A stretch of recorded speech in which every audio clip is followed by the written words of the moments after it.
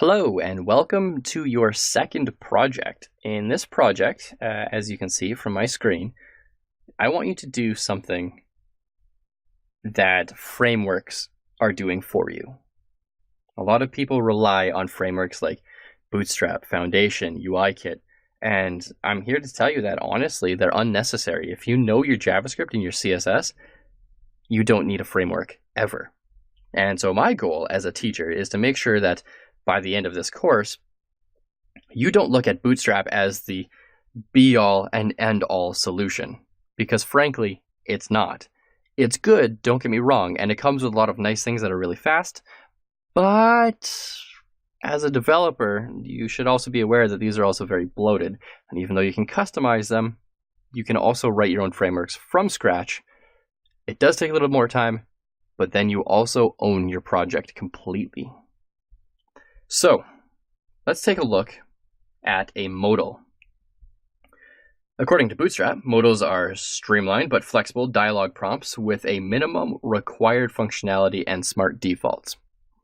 We're going to build about half of this technically. So here's an example. Here's a live example. Okay, launch demo modal. And it's just this little box that shows up in your page. It's like a pop-up inside of your page. You've seen it a million times. They're all over the place. And it's usually you're on some sort of website and it's like, oh, hey, subscribe to our newsletter. And this modal pops up in your face. Here we have some basic functionality. We have a title. We have our content, our text, whatever that's going to be. That should be HTML. We've got a close and a save changes button. But that save changes button really is just another close button that runs another function. We're not talking about callbacks. So all you need for this modal is a title, a close button, a content area, and a close link or a close button at the bottom. Don't worry about the save changes. Now, unlike our first project, I'm not going to help you too much with this one.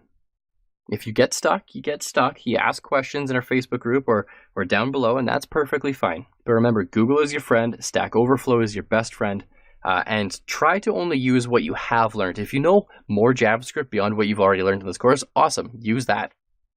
But to create a modal, you don't need anything else. And I just want to clarify on the simplicity of this modal that you should be creating. It doesn't need to have animations. It doesn't need to have a fade. It doesn't even need to have this nice dark-ish background. It just needs to be a little box that pops up on your page. That's all we're going for. The rest of it really is styling, and we're not looking for styling. We're looking for functionality. I can tell you right now, you're going to need at least a couple functions that are going to take a couple different parameters. You're going to need a close function because you need to close the model somehow.